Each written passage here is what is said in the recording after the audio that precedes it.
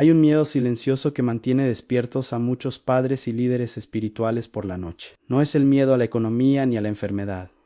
Es un miedo ao eslabón perdido. Miras a tus hijos o a los jóvenes de tu iglesia o a la cultura que heredarán y te preguntas, ¿conocerán ellos al Dios que yo conozco? ¿O será mi fe solo una historia antigua para ellos? ¿Una reliquia de museo sin poder real? ¿Ves como la antorcha de la fe parpadea? ¿Ves una generación que tiene más información que ninguna otra en la historia, pero que parece espiritualmente analfabeta? Tienen tecnología, pero no tienen raíces. Y sientes el terror de que la historia se repita, aunque los errores, las rebeliones y las cicatrices de tu propia generación se transfieran a la de ellos. Te preguntas si es posible romper el ciclo, si es posible criar una generación que no sea contumaz y rebelde, sino que ponga su confianza en Dios. Si hoy sientes la carga del legado, si te preocupa el futuro espiritual de tu familia o de tu nación, el Salmo 78 es tu manual de instrucciones urgente. Bienvenidos a 777 veces en Jerusalén. Soy su anfitrión y hoy llegamos al segundo salmo más largo del Salterio. Es un masquil de Asaf, una lección de historia magistral, pero no es historia para memorizar fechas, es historia para salvar vidas. Asaf toma el bisturí y abre la historia de Israel para mostrarnos la enfermedad mortal de la amnesia espiritual y el único remedio para asegurar el futuro. Hoy vamos a aprender que el olvido es el padre de la rebelión y que la memoria es la madre de la fe. El Salmo comienza con una convocatoria solemne, como un maestro que golpea la mesa para pedir silencio en el aula. Versículos 1-4. Escucha, pueblo mío, mi ley. Inclinad vuestro oído a las palabras de mi boca.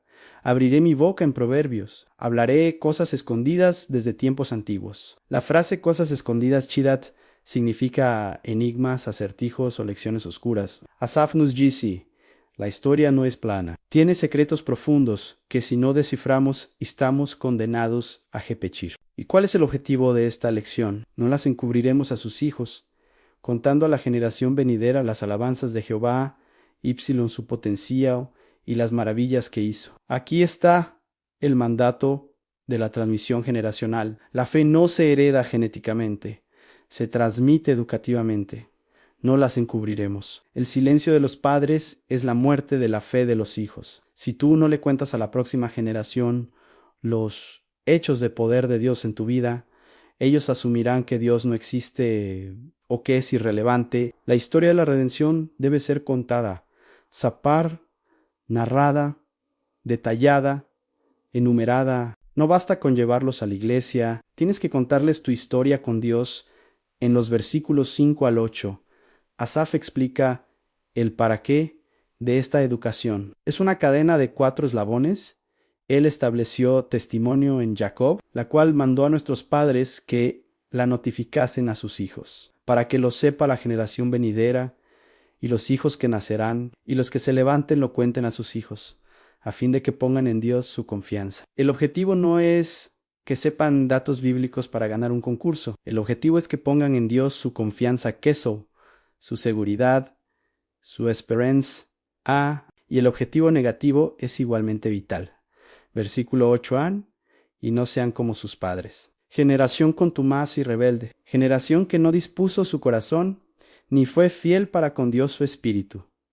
Asaf es brutalmente honesto, no idealiza el pasado. Dicen nuestros padres, fueron un desastre, fueron rebeldes. No quiero que ustedes sean como ellos. La verdadera educación cristiana no esconde los fracasos de la generación anterior, los expone como advertencia. Debemos decirles a nuestros hijos, yo fallé aquí, yo confié en el dinero y me fue mal Nusis como yo. Sé mejor que yo. A partir del versículo 9, Asaf comienza la autopsia del fracaso nacional y señala a una tribu específica, Efraín. Los hijos de Efraín, Askerus, Ahmadus, volvieron las espaldas en el día de la batalla. Efraín era la tribu dominante, poderosa, bien armada, arqueros, tenían la tecnología, tenían los recursos, pero volvieron la espalda. Fueron cobardes en el momento de la verdad.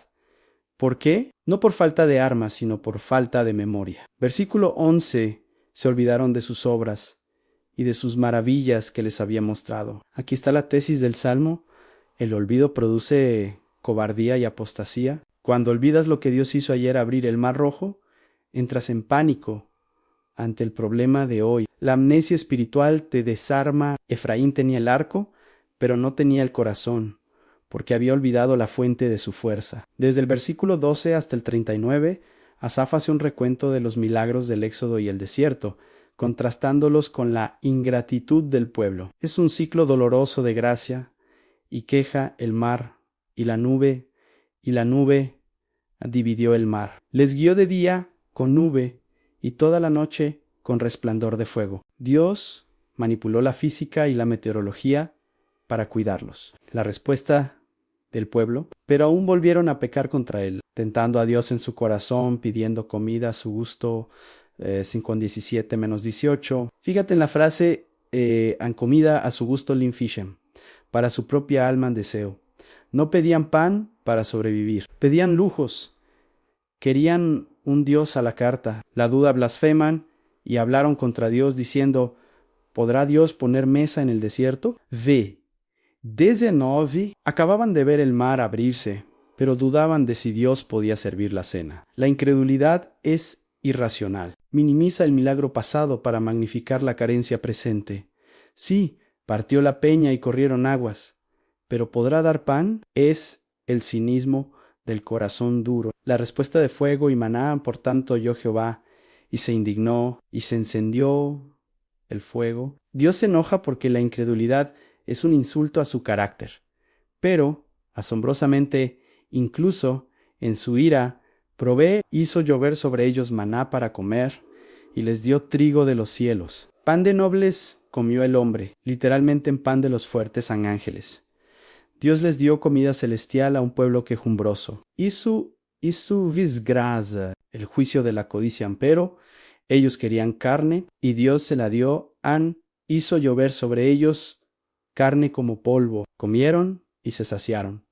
Les cumplió, pues, su deseo. Pero aquí viene la advertencia más aterradora del Salmo 5, un 30 menos 31, aún estaba la comida en su boca. Cuando vino sobre ellos el furor de Dios a veces, el peor juicio de Dios es darte exactamente lo que pides cuando lo pides con un corazón rebelde. Les dio la carne, pero envió mortandad a sus almas. Salmo 10, 6 y 15. Tener lo que quieres sin la bendición de Dios es una maldición disfrazada. En los versículos 34 al 39 vemos el ciclo de arrepentimiento superficial. Si los hacía morir, entonces buscaban a Dios. El dolor los hacía religiosos, pero le lisonjeaban con su boca y con su lengua le mentían. Su corazón no era recto con Elan, era una fe de trinchera.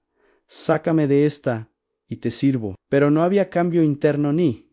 Sin embargo, el versículo 38 es un océano de misericordia, pero el misericordioso perdonaba la maldad y no los destruía, y apartó muchas veces su ira. Se acordó de que eran carne, soplo que va y no vuelve. Dios conoce nuestra fragilidad, su compasión frena su justicia una y otra vez. En la segunda mitad del Salmo 40 menos 64, Asaf recuerda cómo tentaron a Dios y limitaron al Santo de Israel 5 en 41. Esta es una frase aterradora. ¿Cómo puede un humano limitado limitar al Dios ilimitado? A través de la incredulidad. Nuestra falta de fe pone límites a lo que Dios puede hacer en medio de nosotros. Somos Jesús en Nazaret, que no hizo muchos milagros allí por la incredulidad de ellos. Olvidaron sus señales en Egipto, las plagas, la sangre, las moscas, el granizo, la muerte de los primogénitos. Olvidaron cómo los guió como a un rebaño 52. Y cuando entraron en la tierra prometida, volvieron a los ídolos en los lugares altos. El resultado final de esta amnesia histórica fue el juicio sobre Silo en 59 menos 64. Silo era el lugar donde estaba el tabernáculo en tiempos de los jueces y de Elían. Era el centro religioso. Pertenecía a la tribu de Efraín, pero debido a la corrupción, Dios abandonó el tabernáculo de Silo. Entregó a cautiverio su poderío y su gloria en mano del enemigo. El arca fue capturada por los filisteos. Los sacerdotes cayeron a espada. No hubo viudas que lloraran. Dios permitió que su propia casa fuera destruida porque su pueblo había abandonado su corazón. Ninguna institución religiosa es demasiado grande para caer. Si Dios abandonó a Silo y abandonó al templo de Salomón, ninguna iglesia está segura si vive en el pecado y el olvido.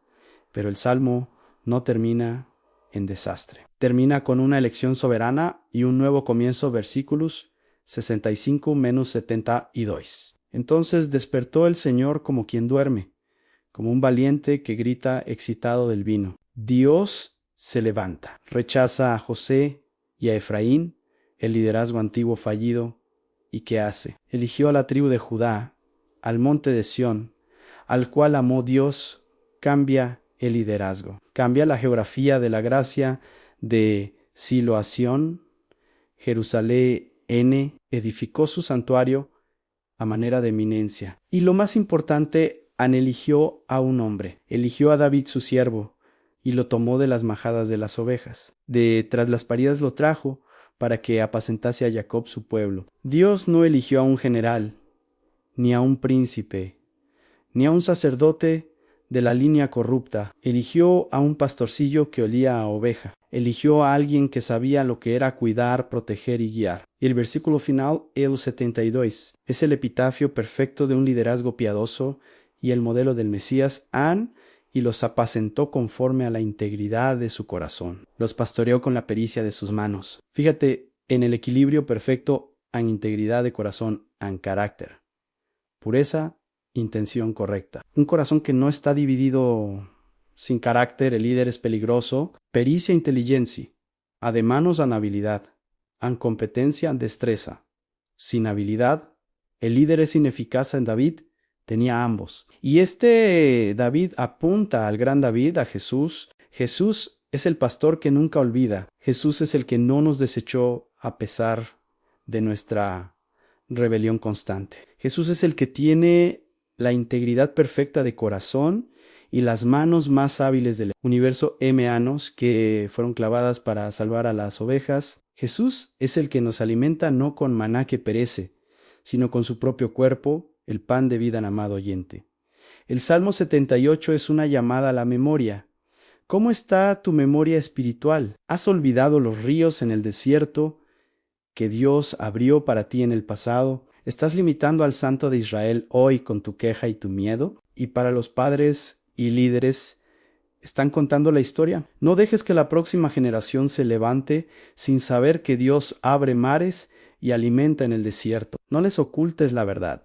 Cuéntales tus victorias y tus fracasos. Enséñales a poner su confianza en Dios, no en la religión. La única forma de romper el ciclo de Efraín, los que vuelven la espalda en la batalla es criar una generación de David, corazón íntegro y manos hábiles. Y eso solo se logra recordando, repitiendo y adorando al Dios que perdona la iniquidad y nos pastorea con amor. Gracias por acompañarnos en esta lección de historia vital en 777 veces en Jerusalén. En nuestro próximo episodio veremos la angustia de ver a Jerusalén en ruinas y la pregunta de ¿hasta cuándo? En el lamento del Salmo 79, que el Dios de David te pastoree con la pericia de sus manos hoy. Hasta la próxima.